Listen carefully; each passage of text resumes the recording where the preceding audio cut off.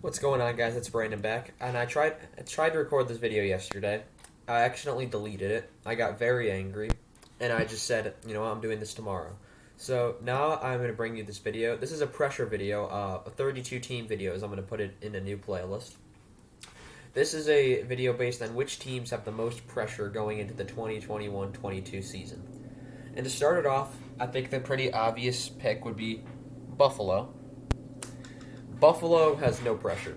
They are just trying to keep moving things along with their third, I think, rebuild in the past decade, and we're gonna see if they can even make even a slight improvement. I don't think they will. It might get worse if it can. I honestly don't know if it can get worse there at that point.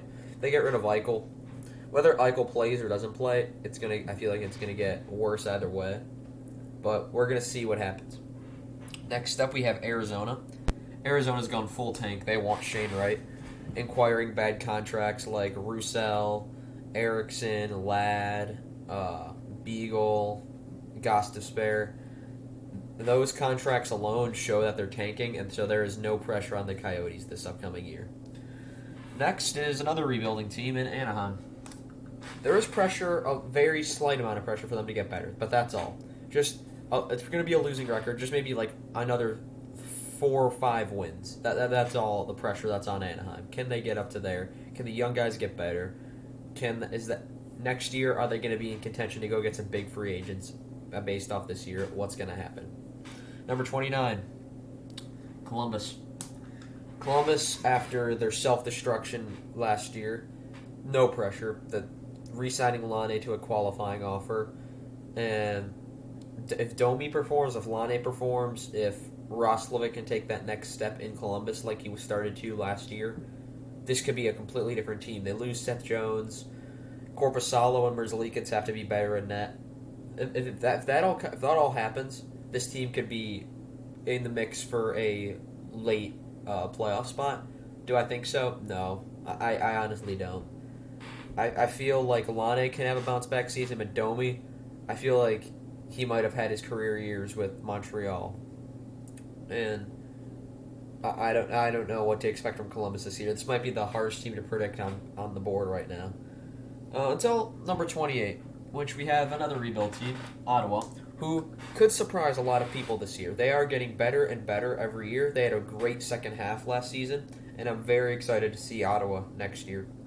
No pressure, but this team in 3, maybe even less, 2, 3 years could be a very deadly team, especially when playoffs come around. They can be unexpected. There's not going to be a lot of teams that have experience with them in the playoffs. There's not going to be a lot of players on their team with experience in the playoffs. So we're going to see how their young guys take to being in the playoffs, being in the spotlight.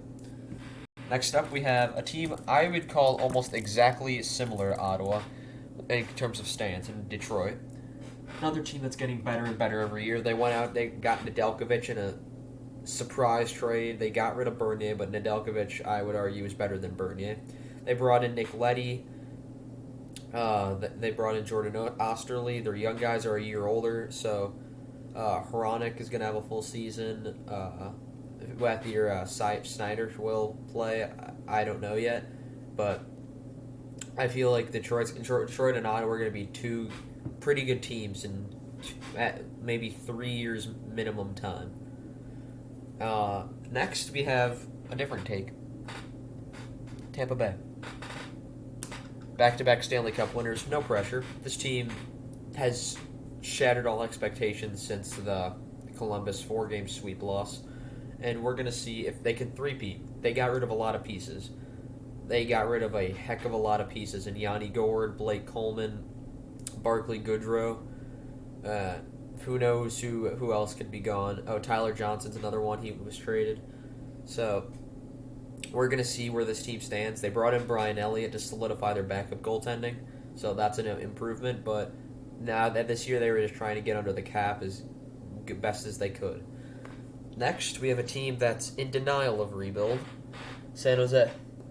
There is pressure on San Jose to go into a rebuild. However, they're not listening and believe with their current core with Burns, Carlson, Couture, they can go for another run at it.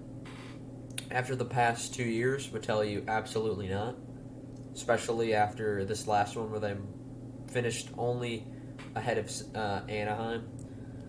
So I don't really have much to say on San Jose other than they need to go into a rebuild. It's not going to work. Carlson, his contract is horrible. It should have never been signed because he wasn't even that good when he was signed. He still was not his old Erik Karlsson of old.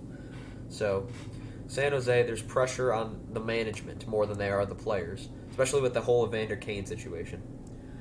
Next up, we have a team that's looking to take the next step and maybe make a playoff spot next season, LA.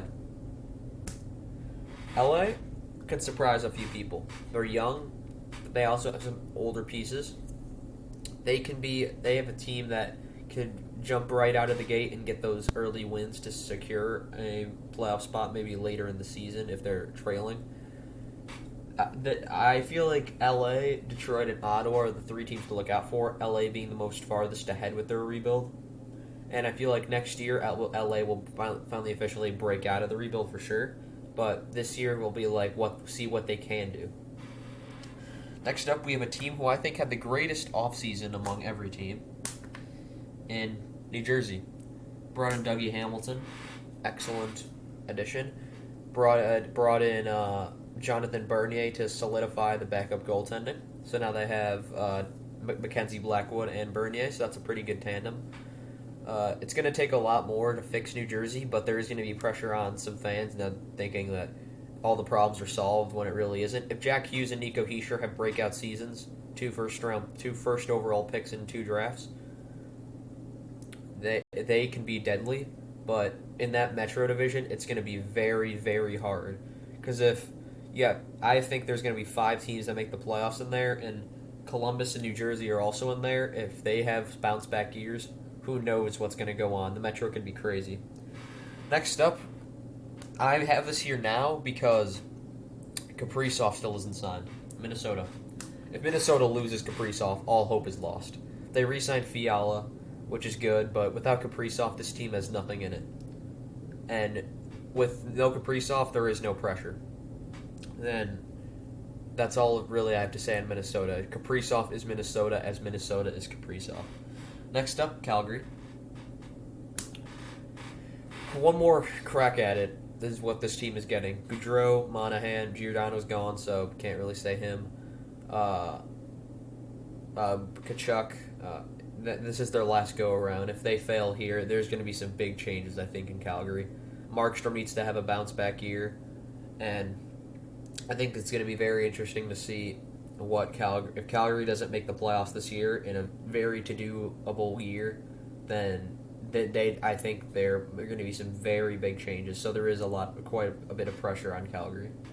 Next up, we have St. Louis, a recent Cup winner, so not the most pressure, but they want to win a round. They haven't won a round since.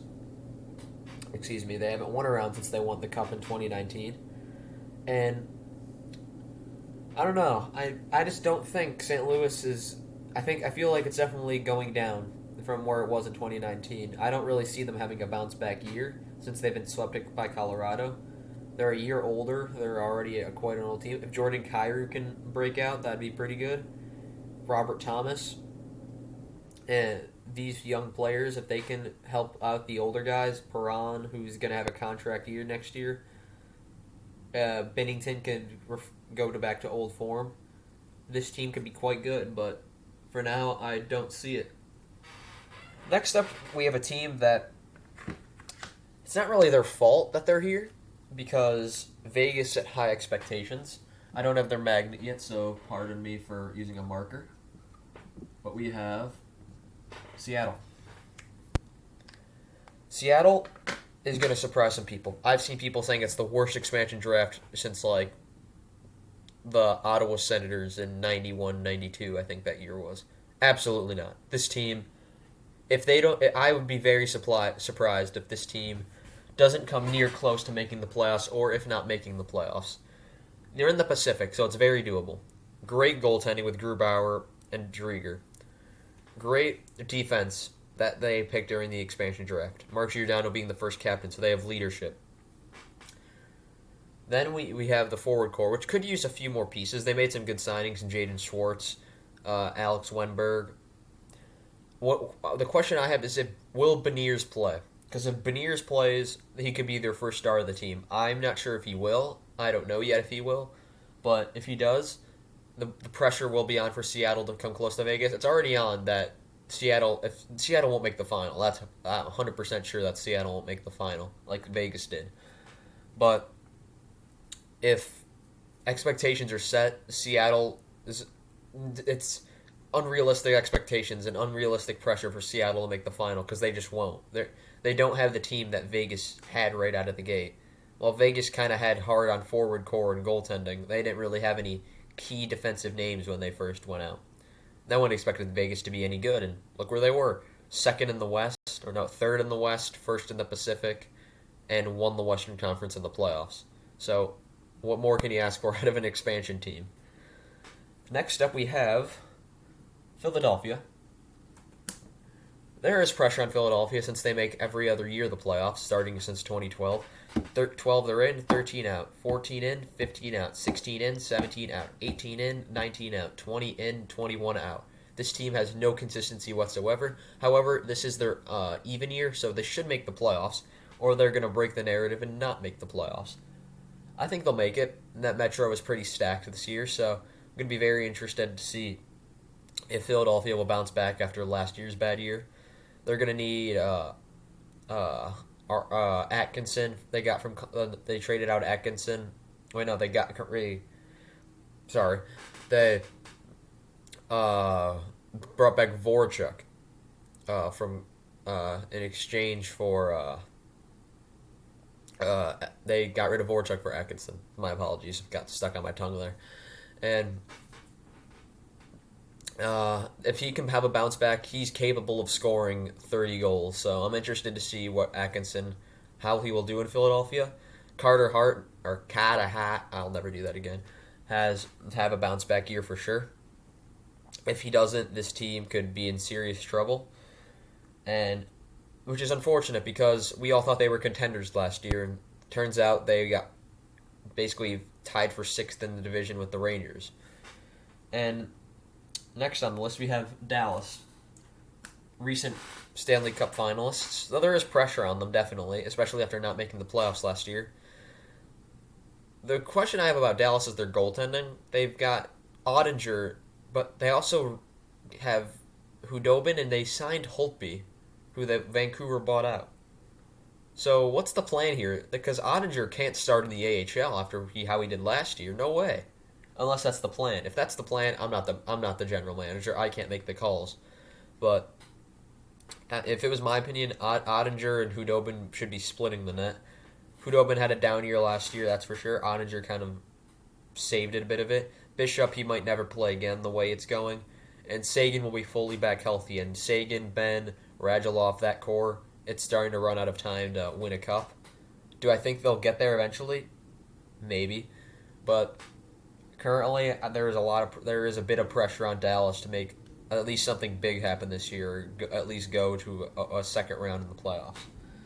Next up, we have Vancouver. Still don't have Pettersson or Hughes signed yet, so it's more pressure on the management than it is on the players. This team looks so good on paper, I think. They have Pettersson, they have Horvat, they have Hughes, they have Besser, they have though they had Holtby in that, but then they found their new starter in Thatcher Demko. They have all the pieces here, I feel, but they just can't do anything right. They got last in the North last year. Last in the North. That's really bad. And I'm not sure what Vancouver does. They brought in Connor Garland, so that's another good pickup. Oliver Ekman-Larsson. If he can be the player he was several years ago, absolutely great deal by Jim Benning. Because his job, we've been saying this for years now, could be on the line with this move. And getting rid of the bad contracts, bringing back Brandon Sutter at a much lesser rate, I think that's a good move. I've always liked Brandon Sutter, and not just because he has my name, but because I do think he is a great bottom six forward. Number 15, we have Nashville. Put up a fight against Carolina last year. 4 of those games went to overtime. They won 2 of them. If they win the other 2, who knows where that series goes. Nashville could have been playing Tampa in the next round, and who knows what would have happened. There's pressure on Nashville. They got Saros, and I think everyone expected them to be really bad this year, and they were to the start of the year. Then they just kept winning and winning, and overtook Columbus, they overtook Dallas, they overtook Chicago, and it just kept going up. And then in the playoffs, it kind of stopped after Game 4 of the first round. But Nashville could be a very dangerous team this year. If Duchesne and Johansson, if they could start living up to those contracts. Duchesne, I have a feeling he could. Johansson, I don't think he's worth that much. But it's going to be interesting to see how they fall in line with the Central and how stacked it is this year. Next up, we have the team that has the first real pressure on them, and then the New York Rangers. Another team that's literally been given everything, yet has blown open its door via the way of Tom Wilson and his stance after he ragdolled Artemi Panarin. Still can't believe what that whole situation was. Basically the whole Rangers management got fired. The coach, the GM, president, everyone. They got rid of Buchnevich. They brought in Sammy Blais. They brought in Ryan Reeves. They brought in Barclay Goodrow. Blais, I kind of like him. He's can do his part. But Goodrow, he's playing in Tampa will have its perks, and he definitely got a good pay for being on 2 Stanley Cup championship teams. And Reeves for a third-round pick was quite pricey, I think. And this is just clearly moves against Tom Wilson. They start the season against each other. There's going to be a brawl at some point during that game, if it's not the opening face-off. There is pressure on the Rangers this year, especially after getting rid of Buchnevich. Panarin will be back healthy. Fox is a Norris finalist. They got Kakko and Lafreniere going into their junior and sophomore years, respectively.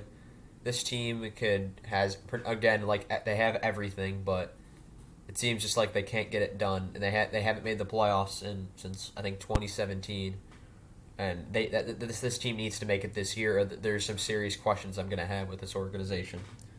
Next, we have Winnipeg, who I picked not to make the playoffs last year, but since they did make it, there's more pressure on them. It showed that they could sweep Edmonton in a 7-game series, and that they only needed 4 games. Impressive. 3 of those games went to overtime, so they obviously just won the battle of wills. And they were running out of if they don't win something soon and waste Hellebuck's career in his prime years, that's something that the league, well, at least history will just look back on as one of the greatest goalies to never win in his prime, such as like Carey Price and so on. That's really all I have to say on Winnipeg. There is a bit more pressure on them this year, but not as much pressure as on Chicago, as they're my home favorite team. I have pressure on them. I have standards. And bringing in Seth Jones at that contract, Seth Jones better be playing out of his mind to hit that contract. Getting rid of our youth, and Boqvist is gone, Suter's gone. They re-signed Hagel. I really like Hagel. Again, not just because he has my first name, but I really like Hagel. DeBrincat can score 40 goals, maybe 50 this year if he's with Kane and Doc should be playing on that first line. If Taves comes back, that's a huge upgrade. They bring in Marc-Andre Fleury, as I said before, and Lankinen, a great tandem, if not one of the best tandems in the league, a top 10 for sure. And this Chicago might be the most interesting team to watch out of this year. And I'm not just saying that because it's my favorite team. They've made so many changes, and I'm really interested to see what they're going to do. We're going to find out together because once preseason starts, I'll be doing BFRs. If you ever watch Steve Dangle and you've heard of an LFR, which is a Leafs fan reaction, I'll be doing a Blackhawks fan reaction. And yeah, so stay tuned for that. Next up, Edmonton. Oilers. It's getting to that point where it's make or break. Don't waste Connor McDavid's prime. This man is out of his mind in terms of his play style, not literally, but legendary. He's already a Hall of Famer, even if he retired tomorrow. And with his 105-point season in I think 56 games, and that was in the North, which was a bit easier, but 56 games, 105 points. I wonder what the heck he's gonna do next year, especially with the Pacific kind of shaping into be a pretty bad division next year. I'm really excited to see Edmonton play. They acquired Duncan Keith. They made some questionable moves. Zach Hyman was brought in. Goaltending is still an issue. They lost Adam Larson to Seattle. It's going to be either make or break, especially since signing Darnell Nurse to that big deal. Next, you have Montreal. Always pressure in Montreal, especially since they went to the finals now. Montreal will always have pressure, and there's no going away from that, as they are the longest history of any team. I don't really have much to say about them, other than they're just going to have a lot of pressure. They went to the finals. Do I think they make the playoffs this year? We'll see during my predictions video. And then I'll be doing one for each division. They've gotten worse. I think they've lost Deneau, they've lost Perry. Price is going to be out to start the year, I believe. And they acquired some other pieces. They got David Savard. They brought back UL Armia. They made some other moves, but it's going to be very interesting to see how Montreal is going to follow up a finals appearance. Next up, we have Toronto. If this was last year, Toronto, number one. Toronto, without question, would have been number one, but they blew it again. There's not even to make it in the first row of teams with the most pressure.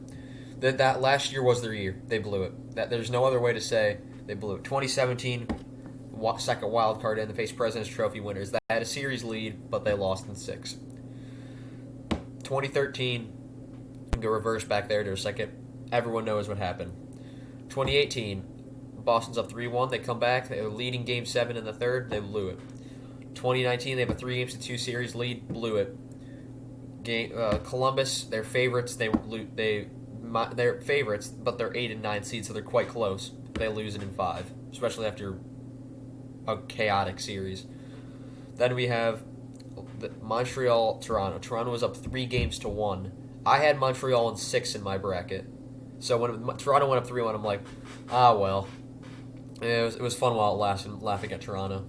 And then, bam, Montreal just kicks ass the next 3 games. I don't really know what Toronto is going to do this year.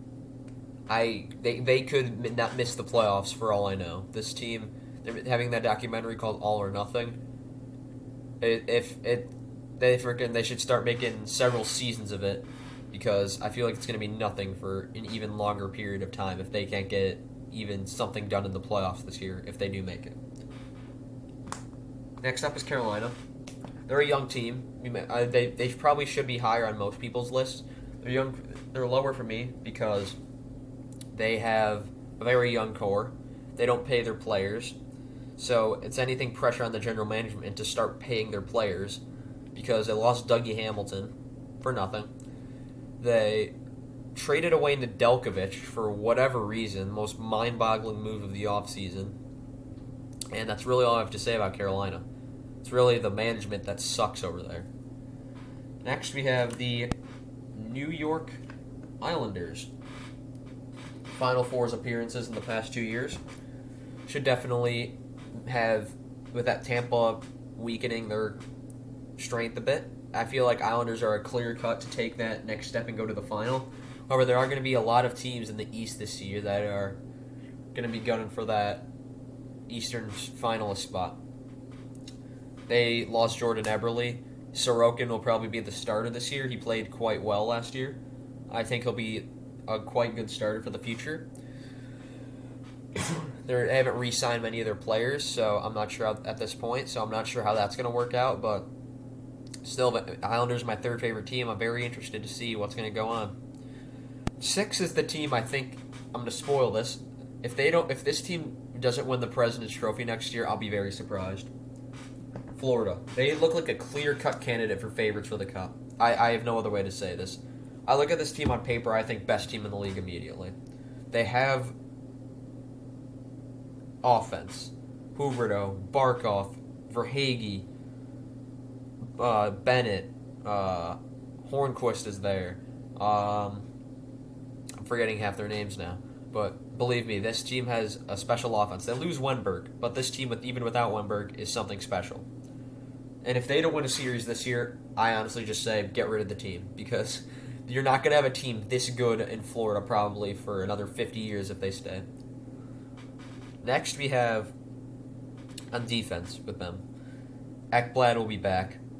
Montour is going to play a full season in Florida, so he should be good. They have other pieces throughout the lineup. The only question is goaltending. They get rid of my favorite of those goalies in Driedger. He goes to Seattle, which was obvious. But Spencer Knight I feel like he might be the starter coming out of preseason. And they also have an upcoming prospect in, I'm pretty sure, Devin Levi. So he'll be interesting, unless I'm confusing that with when he was the Reinhart trade. That's right, Sam Reinhart's also on the forward group now. Bobrovsky, that contract is, unless he has to bounce back in a way that no goalie ever has to live up to that contract after the past 2 years. Unless they're going to be living with that horrible contract for such a long time now, and Knight's just going to steal the show. I honestly hope he does. I really like Spencer Knight, and he should have a bright future in Florida and bring this team back to relevancy. Next up, we have Colorado, which should probably be higher, but once again, they're still a young team. McKinnon, Landeskog, Rantanen.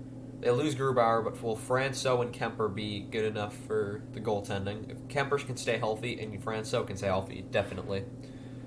That's another thing I didn't mention about Carolina, their whole new goaltending, and Frederik Andersen and Antti Ranta, two goalies that are consistently injured. Anyway, back to Colorado. They lose Brandon Saad. However, I think this team is still going to be a very good team, if not first in the Central. I do think they'll be first in the Central. But we're going to see how good this team can be if they can match last year's President's Trophy. Next up, we have Washington. The pressure for these top four is astronomical because they're older teams. Washington is being the starter of that. Ovi's got one cup. He wants another one. That is for sure. That's what they signed up for 5 years, 9.5. I think maybe it's a bit much for Ovi, being that he's 36, and that contract will expire when he's 41. Hopefully he'll have broken the goals record by then. I'm rooting for him. I feel like Washington, if they get another cup, it's great for Ovi, but Ovi wants to catch Crosby in some sort of way. He definitely got him in goals, but other than that, if Ovechkin can win another cup, it'll solidify his place as him and Crosby, I feel, as the top two players of the decade forever. Decade, I mean the past 15 years. Third place, Vegas. Another old team. They got rid of Nosek on the bottom six. They got rid of Reeves to stir up cap space. They got rid of Marc-Andre Fleury, so will Robin Leonard and Barosset. I don't really know how to pronounce his name. Their backup goalie, it's Barosset. I think that's how I don't think that's how you say it, but I don't know how to pronounce it. Leonard is a very good goalie. I saw him in Chicago. He stole a couple of games for us when he was there for a little over half a year. And I think he can be the starter. But losing Fleury was the backbone in such a way that it happened. Honestly, is going to be heartbreaking for the Vegas fans, as he was the face of the franchise. But Pacioretty, Stone, maybe Peyton Krebs will crack the lineup. Now that they need a center down the middle on the fourth line, if he can play there. We'll see. We'll see what happens. There is pressure on them, though, especially since this is their fifth year now, and if they don't make it in their fifth year, especially after the years they're having, it's going to be a question if this team can be good enough. Second is Boston. The top two were pretty obvious to me, and Boston being number two. Krejci's gone. Rask won't be playing. Bring in Linus Ullmark and Swayman will probably be the tandem. It's a pretty good tandem. Without Rask, it's nothing compared to Rask, but yeah, there's really not much to say. They re-signed Taylor Hall, which is good. They bring in Nosek, Eric Haula. If Eric Haula can bounce back, he can be pretty good for Boston. Yeah, there's not really much to say. Bergeron, Marchand. Bergeron's a year older after this year, and who knows if he can, how long he'll still be playing. Marchand is still being Marchand, both in good and bad ways. I honestly despise him as a player. I can't stand the guy one bit, but I respect his talent level. Yeah, that's really all I have to say about them. Defense, we'll see if McAvoy, Grzelcyk, the crew can get it done.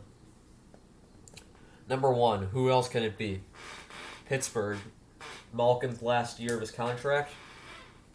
I don't know if back-to-back, so they haven't won a round since 2018. They lost to Washington on their route to a cup. 2019 they get swept by the Islanders. 2020 they lose in 4 to Montreal in the qualifiers. And then 2021 they lose to the Islanders in 6 again. Crosby's years are winding down. We know this. He's got maybe 5 years left, if at most 7. I'll give him 7 years left at most. But eventually, he's had so many concussions in his earlier years. Who knows when they'll start to take a toll on his body? A lot of people forget about the concussions. He had a lot of them when I was growing up. He missed a year and a half at one point.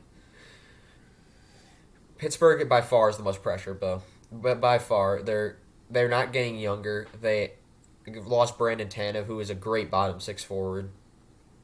They lost Cody Ceci, who played really well for them in Pittsburgh. They really haven't fixed anything with the goaltending after Jari was last year, which was absolutely abysmal during the playoffs. Malkin's last year of the contract. Will he retire after this? If he's not given a new one, he will be given a new one. But let's say he doesn't, will he retire? I don't know. Crosby, he's got several years left, but who knows what's going to happen there. But other than that, this is my picks for the pressure scenarios. For Buffalo being the least pressure, Pittsburgh being the most pressure. And that's all I have for you guys today. I know it's the longest video I've ever done, but hopefully there'll be more. Thanks for watching.